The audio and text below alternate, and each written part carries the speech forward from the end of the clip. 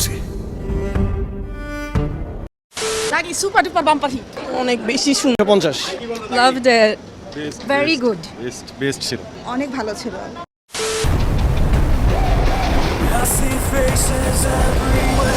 Best এর মতো আর ছবি হয় না ভাই, জিলো মাল দে 100 ছবি 100 এর উপরে কোনো ছবি হয় না।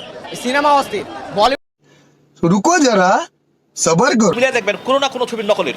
আর আমার কাছে যত ভিউজ আছে এগুলা নকল ছবি, এগুলা আপনার রিলিজের পরে আপনারা দেখতে পারবেন, আপনারা নিজেরাই বলবেন যে ছবিতে আমরা এটা দেখছি ওইটা।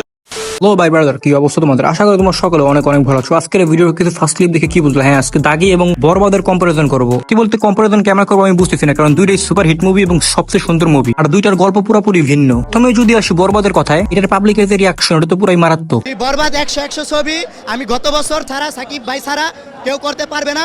তো সাকিব মানে বেস্ট। আমরা আগামীতে সাকিবের বরবাদ 2 চাই। অসাধারণ ভাই, সাকিবের তো কি বুঝলাম, বরবাদ হলো সবচেয়ে বেস্ট একটা মুভি, বাংলার ইতিহাসে সর্বোচ্চ বাজেটফুল মুভি এটাই, তাই এটা যে ব্লকবাস্টার হবে কোনো ডাউট নাই।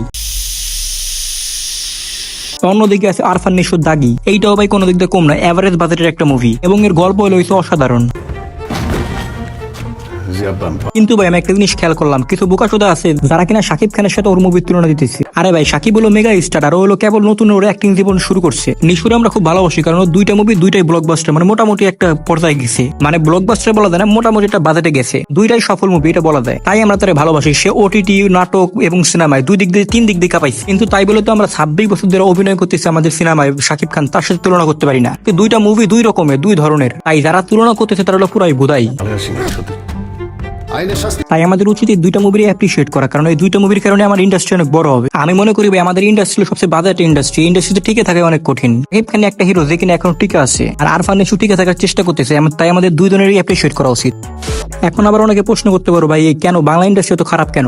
বাংলা ইন্ডাস্ট্রি খারাপ হওয়ার পিছনে এদের মতো কিছু ছারপোকা আছে। মিলিয়ে দেখবেন কোনো না কোনো ছবির নকলের। আর আমার কাছে যত ভিউজ আছে এগুলা নকল ছবি, এগুলা আপনার রিলিজের পরে আপনারা দেখতে পারবেন, আপনারা নিজেরাই বলবেন যে ছবিতে আমরা এটা দেখছি ওইটা।